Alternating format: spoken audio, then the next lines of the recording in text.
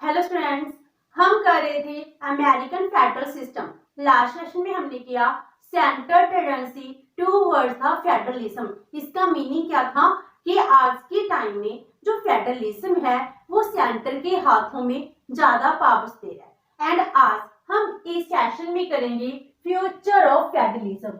जो फेडरलिज्म है इसका क्या फ्यूचर है कि एक्चुअल में जो पावर्स है वो सेंटर के पास है, जो स्टेट्स को भी कुछ पावर्स मिली हुई है। तो इसका फ्यूचर क्या है? इससे पहले हम क्या करते हैं कि अमेरिकन कॉन्स्टिट्यूशन में कुछ फेडरल ऑब्लिगेशंस हैं एंड कुछ स्टेट ऑब्लिगेशंस हैं। वो क्या है? First one is federal obligations towards the states, कि जो सेंटर है, सेंटर को वहां पर कहते हैं फेडरल। जो फेडरल है उसकी स्टेट्स के लिए कौन कौन सी रिस्पॉन्सिबिलिटीज हैं, क्या क्या ऑब्लिगेशंस हैं। First one is respect for the territorial integrity of the state. Centre को ये जरूरी है कि वो स्टेट्स की जो टेरिटोरियल इंटेग्रिटी है इसको वो खत्म नहीं कर सकती है।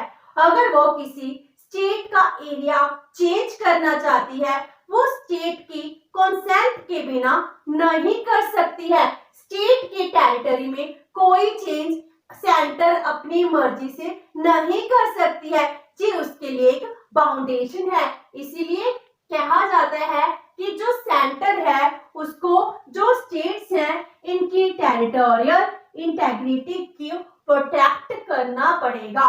ये आर्टिकल 1 सेक्शन 1 में डिफाइन किया गया है। Number 2, guarantee of Republican government in states. ये कहा गया है कि जितनी भी स्टेट्स हैं हर एक स्टेट में रिपब्लिकन गवर्नमेंट को ही इस्टेब्लिश किया जाए। ये आर्टिकल 4 सेक्शन 4 में डिफाइन किया गया है। अमेरिका दुनिया का फर्स्ट एक ऐसा रिपब्लिकन कंट्री सबसे पहले बना था जिसने मोनार्की को खत्म कर दिया था। इन्होंने कहा था कि राजा का बेटा राजा क्यों बनेगा, राजा हमको रिप्रेजेंट करता है तो उसके पास पावर्स हमसे आनी चाहिए। इसीलिए इन्होंने इस चीज को पहले डिफाइन किया था। अमेरिका वर्ल्ड का फर्स्ट रिपब्लिकन कंट्री है, तो ये चाहते हैं जितने भी स्टेट्स हैं वहां पर भी रिपब्लिकन गवर्नमेंट इस्टेब्लिश हो, कभी भी मोनार्की इस्टेब्लिश ना हो। और ये किसकी ऑब्लिगेशन है? फेडरल की ऑब्लिगेशन है। And next is protection against foreign invasions and domestic violence. अगर कोई डोमेस्टिक वायलेंस होती है, इंटरनल डिस्टर्बेंस होती है, जब कोई फॉरेन कंट्री है वो इन्वेजन करती है, हमला करती है, उस टाइम फेडरल की रिस्पॉन्सिबिलिटी है कि स्टेट्स को प्रोटेक्ट करेगी। क्योंकि वॉर की सिचुएशन में फेडरल के पास आर्मी है, फेडरल के पास बहुत सारी पावर्स हैं जिससे वो स्टेट्स को प्रोटेक्ट कर सकती है। लाइक दिस, अगर लॉ एंड ऑर्डर मेंटेन करना स्टेट की रिस्पॉन्सिबिलिटी है।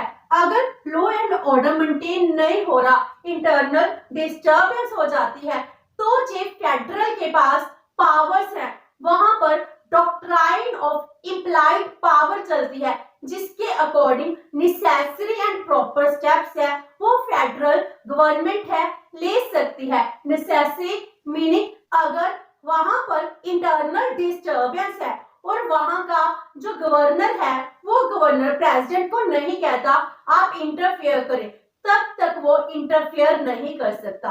लेकिन अगर सिचुएशन आउट ऑफ कंट्रोल हो जाए तो इस सिचुएशन में प्रेसिडेंट अपनी इम्प्लाइड पावर को यूज करता है एंड इस वजह से वो स्टेट के एडमिनिस्ट्रेशन में without the approval of governor वो इंटरफेयर कर सकता है। तो वो डोमेस्टिक वायलेंस को प्रोटेक्ट करने की शक्ति रखता है। तो ऐसा बहुत बार हो चुका है जब डोमेस्टिक डिस्टर्बेंस थी तो उसमें बहुत टाइम जो प्रेसिडेंट है उन्होंने आर्मी को भेजा है। इस तरह जो फेडरल की ऑब्लिगेशंस हैं। Now obligations of the states towards the union. जो स्टेट्स हैं उनकी भी कुछ रिस्पॉन्सिबिलिटीज हैं। वो ऑब्लिगेशंस क्या है टुवर्ड्स द यूनियन? फिर वो फेडरल को मानेंगी, जो वहां कहा गया है उसकी हर एक बात को फॉलो करेगी। First one is state governments hold elections for federal office. जो फेडरल ऑफिस है वहां पर इलेक्शन होती है और वो इलेक्शन स्टेट गवर्नमेंट कराती है। अगर प्रेसिडेंट की इलेक्शन है वो इनडायरेक्ट इलेक्शन है, लेकिन जो डेलीगेट्स हैं हर एक स्टेट में ही चुने जाते हैं एंड जो डेलीगेट्स हैं उसकी इलेक्शन स्टेट गवर्नमेंट कराती है। And next is to arrange elections of the members of the senate and the house of representative. वहां पर जो कांग्रेस है उसके टू हाउसेस है, senate and the house of representative. जो सेनेट है, सेनेट में हर एक स्टेट के 2 मेंबर्स होते हैं। वहां पर 50 स्टेट्स हैं तो 50 into 2 100 मेंबर्स हो गए। तो सेनेट के मेंबर जो स्टेट गवर्नमेंट्स है वो खुद इलेक्ट करती हैं। लाइक दिस जो हाउस ऑफ रिप्रेजेंटेटिव के नंबर है वो भी मेंबर कहां से आते हैं, स्टेट से आते हैं। तो उनकी काउंटिंग भी पॉपुलेशन के अकॉर्डिंग होती है। वो भी किसकी रिस्पॉन्सिबिलिटी है, स्टेट की है। तो कांग्रेस को चलाने के लिए senate and house of representatives इसके मेंबर स्टेट से ही आएंगे। And next is to take part in the process of the constitutional amendments. वहां का कॉन्स्टिट्यूशन सबसे रिजिड कॉन्स्टिट्यूशन माना जाता है। अब तक ओनली एंड ओनली 27 अमेंडमेंट्स हुई हैं। अगर 27 अमेंडमेंट्स हुई हैं, अगर कांग्रेस कुछ कॉन्स्टिट्यूशनल अमेंडमेंट करती है तो ये जरूरी है कि वो अमेंडमेंट स्टेट के द्वारा रेटिफाई होनी चाहिए। तो 3/4 स्टेट्स हैं, अगर वो रेटिफाई करेंगी तभी जाकर कॉन्स्टिट्यूशनल अमेंडमेंट होगी। तो ये जो स्टेट्स हैं उनकी ऑब्लिगेशन है कि वो इस प्रोसेस में पार्टिसिपेट करेंगी। तो इस तरह जो फेडरल ऑब्लिगेशंस है, फेडरल ऑब्लिगेशंस स्टेट्स को ऑटोनॉमी देती हैं। जो स्टेट्स की ऑब्लिगेशंस हैं वो सेंटर को स्ट्रॉन्ग बनाती हैं। इस तरह कॉन्स्टिट्यूशन में दोनों की ऑब्लिगेशंस को डिफाइन किया गया है। अब future of federalism in United states. जो यूनाइटेड स्टेट्स है इनमें फेडरलिज्म का क्या फ्यूचर है। First one is existence of state government. जो कॉन्स्टिट्यूशन है वो कॉन्स्टिट्यूशन स्टेट गवर्नमेंट की एक सेपरेट एग्जिस्टेंस को एक्सेप्ट करता है। वो कहता है जो स्टेट गवर्नमेंट्स हैं इनके पास लोकल एडमिनिस्ट्रेशन की पावर है और इसमें फेडरल स्ट्रक्चर है, फेडरल गवर्नमेंट है, इंटरवीन नहीं कर सकती है। तो वहां पर स्टेट गवर्नमेंट को स्पेशल इंपॉर्टेंस मिली गई है। तो वहां पर स्टेट गवर्नमेंट के एग्जिस्टेंस को कोई भी खतरा नहीं है। तो वहां पर चाहे सेंट्रल टेंडेंसी बनती जा रही है, लेकिन स्टेट गवर्नमेंट के पास आज भी बहुत सारी पावर्स है। जो रेजिड्यूरी पावर्स है वो भी स्टेट गवर्नमेंट के पास है। जो जे डिफाइन करती है स्टेट गवर्नमेंट सच में ही बहुत ज्यादा पावरफुल है। Next is for federal government the respect of the territorial integrity of the states. जैसे हमने जहां पर किया था फेडरल ऑब्लिगेशंस लाइक दिस कि जब फेडरल गवर्नमेंट किसी भी स्टेट की टेरिटरी का एरिया चेंज करना चाहती है तो वो अपनी मर्जी से नहीं कर सकती है। उसको ऐसा करने के लिए कंसर्न स्टेट की परमिशन की जरूरत है। अगर ये स्टेट अपनी कंसेंट देंगे तभी उसकी टेरिटरी चेंज की जा सकती है, अदरवाइज चेंज नहीं हो सकती है। तो इससे जो स्टेट्स हैं स्टेट्स को ऑटोनॉमी मिली हुई है, ये डिफाइन किया जाता है। Next is equality of the states. United state में आज 50 स्टेट्स हैं। जो ये 50 स्टेट्स हैं ये सभी इक्वल हैं।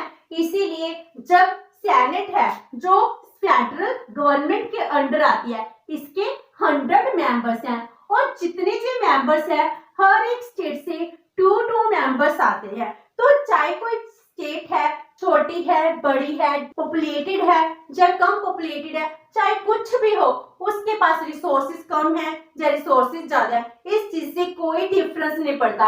हर एक स्टेट को इक्वालिटी दी गई है इन द कॉन्स्टिट्यूशन, इसीलिए सभी स्टेट्स वहां पर इक्वल मानी जाती हैं। Next is approval of the states over constitutional amendments. अगर फेडरल गवर्नमेंट है कॉन्स्टिट्यूशनल अमेंडमेंट करना चाहती है तो इसके लिए कंपल्सरी है कि ये 3/4 स्टेट्स के द्वारा रेटिफाइड होना चाहिए। अगर स्टेट्स अप्रूव करेंगी तभी वो कॉन्स्टिट्यूशनल अमेंडमेंट है इम्प्लीमेंट होगी, अदरवाइज कॉन्स्टिट्यूशनल अमेंडमेंट हो ही नहीं सकती। और इसके अलावा जो स्टेट्स हैं वो खुद भी कॉन्स्टिट्यूशनल अमेंडमेंट को प्रपोज कर सकती हैं, तो इसके साथ स्टेट्स के पास बहुत सारी पावर्स आ जाती हैं। Next is residuary powers with the state. जो स्टेट को ऑटोनॉमी दे रही हैं, स्टेट को ऑटोनॉमी किस बात की कि जो सब्जेक्ट्स हैं उन सब्जेक्ट्स को 3 पार्ट्स में डिवाइड किया है,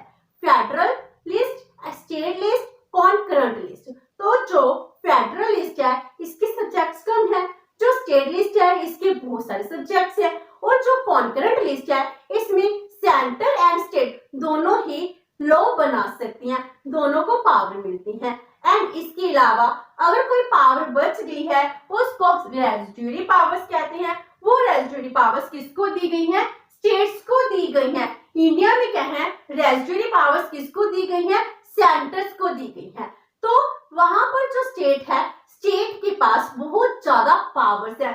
चाहे हम ये कहते हैं आज के टाइम सेंट्रल टेंडेंसी होती जा रही है फेडरलिज्म की, लेकिन जो फेडरलिज्म का फ्यूचर है वो फ्यूचर किसको फेवर करता है? स्टेट्स को फेवर करता है। स्टेट्स की ऑटोनॉमी है इसको एक्सेप्ट करता है। तो हम क्या कंक्लूड कर सकते हैं? तो आज का जो टाइम है वो कोऑपरेटिव फेडरलिज्म का टाइम है इंस्टेड ऑफ कॉम्पिटिटिव फेडरलिज्म।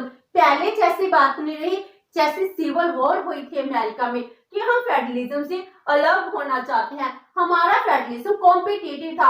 आज के टाइम में जैसे सिचुएशन चेंज हो चुकी है तो फेडरलिज्म के मायने भी चेंज हो चुके हैं। आज का फेडरलिज्म कोऑपरेटिव फेडरलिज्म है जिसमें सेंटर एंड स्टेट के रिलेशंस है वो बहुत ज्यादा स्मूथ चलते हैं ताकि वो आपस में मिलकर ओवरऑल डेवलपमेंट कर सके, और बहुत ज्यादा लार्ज कंट्रीब्यूशन है इन द नेशनल डेवलपमेंट अगर जे फेडरलिज्म कोऑपरेटिव होता है।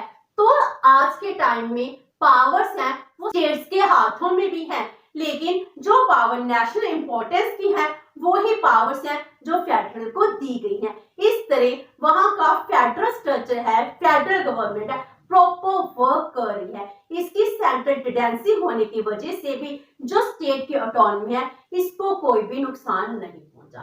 विद दिस हमारा अमेरिकन फेडरल स्ट्रक्चर है वो खत्म होता है। नेक्स्ट सेशन में हम करेंगे president of USA. Hope so कि आपको आज का सेशन अच्छा लगा होगा। अगर आपकी कोई क्वेरी है तो post it in the comment box and video अच्छी लगी तो please like and share with your friends. Thank you so much and have a nice day.